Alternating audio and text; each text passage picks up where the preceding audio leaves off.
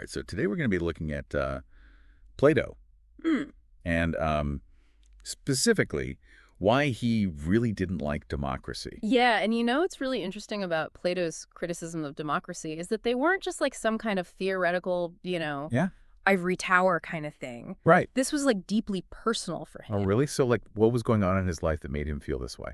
So picture this. You're a young guy in ancient Athens, Okay. and you're totally devoted to your teacher, this like brilliant mind named Socrates. Okay. And then you watch as this mentor that you love and respect is like condemned to death by the very system that you're supposed to believe in, the Athenian democracy. Wow, that's got to be rough to see. Yeah, and that experience like totally messed Plato up in a way. Yeah. Like it really made him question like the whole foundation of democracy. So basically, he was like, "Yeah, no more democracy. Give me something better." Pretty much, yeah. He was like, this system is seriously flawed. So let's unpack that a bit. What were some of his major criticisms of democracy?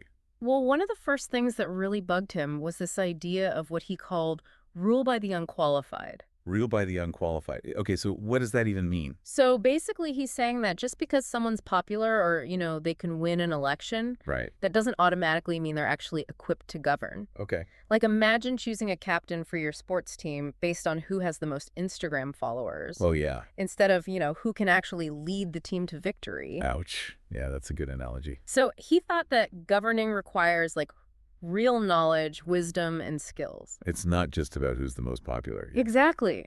Popularity doesn't equal competence. That makes sense. Okay, so rule by the unqualified was a big no-no for Plato. What else was he worried about? Well, another thing that really rubbed him the wrong way was how politicians could use like these tricky persuasive tactics just to get votes Hmm. instead of focusing on what's truly best for the long term. Okay, so they're like making promises that sound amazing in the moment but could totally backfire later on. Exactly. And he called these kinds of politicians demagogues. Okay, so demagogues are basically like the masters of spin. Yeah. They know how to manipulate people's emotions. Yeah, they're all about exploiting like people's fears and desires to get what they want, even if it's not really in everyone's best interest. Yeah, sounds like some shady stuff.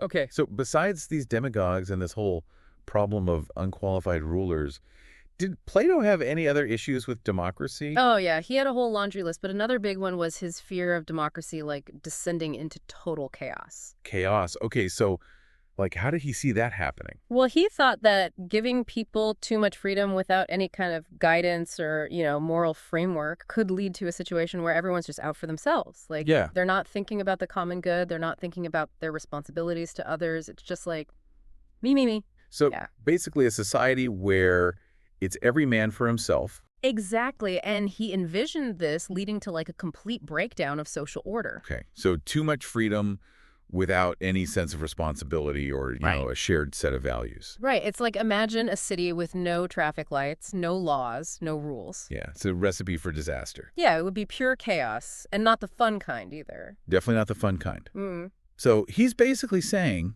that a society without any kind of structure or limits is doomed to fall apart. Yeah, he thought it would be unsustainable in the long run. Okay, so we've got unqualified rulers, sneaky demagogues, and the potential for complete societal meltdown, anything else. Well, yeah, he had this really dark vision of how all of this could ultimately lead to something even worse. Even worse than chaos. Yeah, he thought that this kind of instability, this, constant back and forth, would eventually create the perfect conditions for a tyrant to come to power. Oh, no. Yeah, someone promising to restore order and, bring back stability, Right. but at the cost of everyone's freedoms. So basically, democracy would collapse under its own weight, and then, bam, a dictator swoops in and takes over. That's pretty much it. Yeah, he saw that as like the tragic downfall of giving people too much power without the proper guidance and education to use it wisely.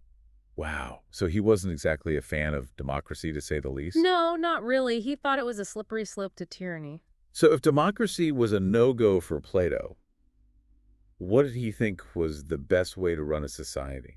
Well, that's where things get really interesting. Right. He had a pretty radical idea. Okay, hit me with it. He believed that the best form of government would be rule by philosopher-kings. Philosopher-kings. Now, that sounds intriguing. Yeah, it's a pretty wild concept, but we can dive into that a little later. I'm definitely curious to hear more about that. But first, let's take a quick break, and we'll be right back to continue our deep dive into Plato's wild ideas.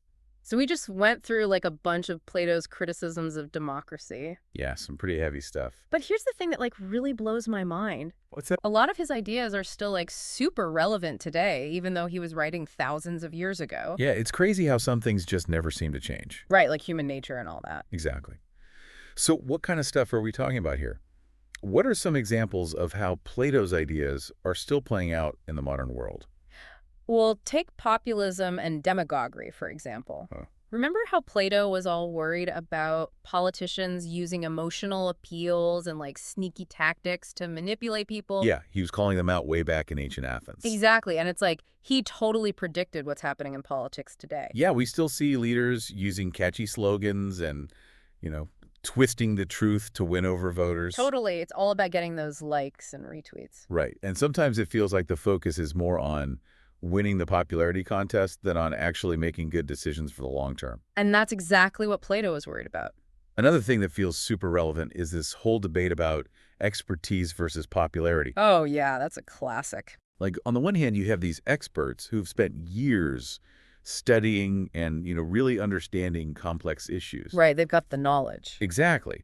But then on the other hand, you have these charismatic leaders who might not have all the expertise, but they're really good at connecting with people. They're popular. Yeah, so it's this constant tension between who should be making the decisions, the people with the knowledge or the people with the popularity. And it seems like we're always struggling to find the right balance. Definitely. And this whole debate plays out in so many areas of society. Like, think about climate change, for example. Yeah, you have scientists warning us about the dangers, but then you have politicians downplaying the risks or, even denying the science altogether. Because they're afraid of losing votes or, upsetting certain interest groups. Exactly. So it's like Plato's fears about demagoguery are playing out right before our eyes. It's kind of scary when you think about it. Yeah, and another thing that Plato was super concerned about was polarization and instability. Remember how he thought that democracy could easily descend into chaos with people turning against each other? Yeah, he was worried about everyone just like going off and doing their own thing with no regard for rules or anyone else. And looking at the world today, it's hard not to see some of that happening. Yeah, it feels like everyone's picked a side and they're just digging in their heels. Exactly. It's like we've lost the ability to have civil disagreements and to, actually listen to each other. And it's creating so much division and hostility. Which is exactly what Plato was afraid of. He thought that this kind of infighting would weaken society and make us vulnerable to all sorts of problems. Yeah, he believed that a house divided against itself cannot stand. So basically he's saying that if we can't find a way to come together and, work towards the common good, then democracy is doomed to fail. That was his big fear. But what's interesting is that Plato wasn't all doom and gloom. Oh, really? So there was a glimmer of hope in his philosophy. He definitely believed that there was a way out of this mess. Okay, I'm all ears. Tell me more. He thought that education and leadership were key. Education and leadership. Ah, Okay, so yeah. how did he see those things as solutions to the problems of democracy? Well, she believed that if people were properly educated, Yeah. if they learn how to think critically and how to be virtuous citizens, Right. then they would be less likely to fall prey to demagogues and, they would be more likely to make decisions that are in the best interest of everyone. So basically, education is the key to creating a more informed and engaged citizenry. Exactly. And he also believed that strong and ethical leaders were essential for guiding society in the right direction.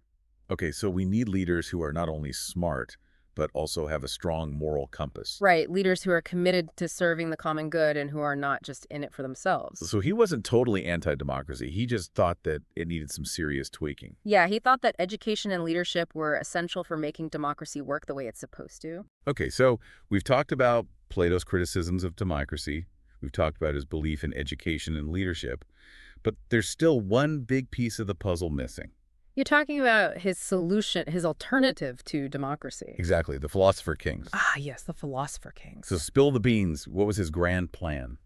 Well, after witnessing the downsides of democracy firsthand, he came up with this pretty radical idea. Okay, hit me with it. He proposed that the ideal rulers would be the wisest and most virtuous individuals in society. So basically a bunch of super smart, super ethical brainiacs running the show. Pretty much, yeah. He called them philosopher-kings, and he believed that they would be the best equipped to govern justly and wisely.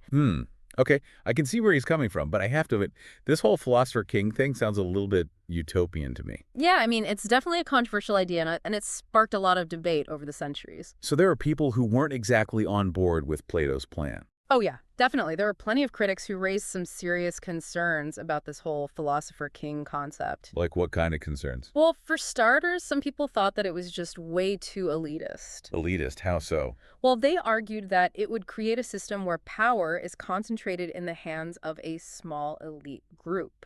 Okay, I can see that being a problem. And they were worried that this elite group might not actually represent the interests of the wider population. So basically, they were afraid that the philosopher-kings might become just another ruling class out of touch with the needs of the people. Exactly. And that's not all. They had other criticisms too. Okay, lay it on me. What else were they worried about? Well, one of the biggest concerns was this whole idea that it's like super elitist, Right. Elitist. Okay, so how so? Like, can we really trust just a tiny group of people, Yeah. no matter how smart or well-intentioned they are, to always act in everyone's best interest? Right, like who gets to decide who these like super smart, super ethical people are anyway? Exactly. And even if we could somehow pick the perfect philosopher-kings, Right. history shows us that power can corrupt pretty much anyone.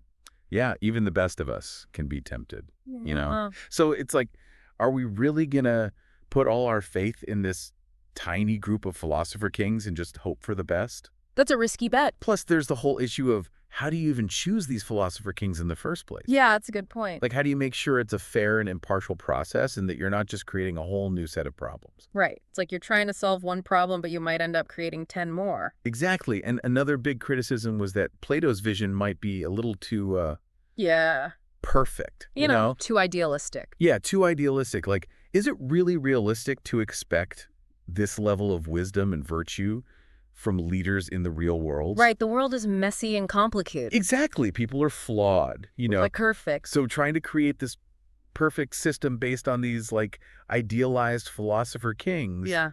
it just doesn't seem very practical. It's like trying to fit a square peg into a round hole. Exactly. And another point that critics brought up was that modern democracies have developed all these like checks and balances and systems of accountability Yeah. that Plato didn't really consider. Right. Like he was writing thousands of years ago. Hmm. So the concept of democracy has evolved a lot since then. Exactly. Like we have things like free and fair elections, separation of powers, freedom of speech, a strong civil society. Yeah. All these mechanisms that help to make democracy more resilient and, more responsive to the needs of the people. So you're saying that we've learned a thing or two since ancient Greece?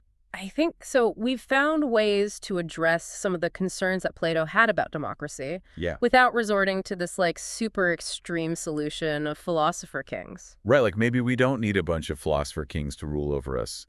Maybe we just need to keep working on improving our democratic systems. Exactly, making them more inclusive, more equitable. And more responsive to the needs of everyone. Right. It's an ongoing process, but I think we're making progress. So where does that leave us?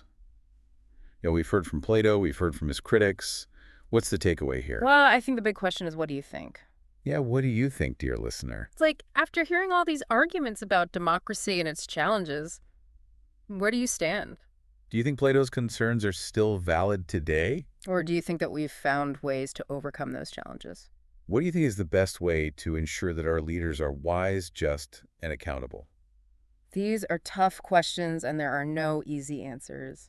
Yeah, but they're questions that we all need to be thinking about. Exactly. And I think the most important thing is to keep having these conversations. Yeah, to keep questioning, keep debating, and keep striving for a better future. Because ultimately, the fate of democracy is in our hands. So let's make sure we're doing everything we can to protect it. And to make it work for everyone. That wraps up our deep dive into Plato's critique of democracy. Hope you enjoyed it. Yeah, thanks for listening. And until next time, stay curious.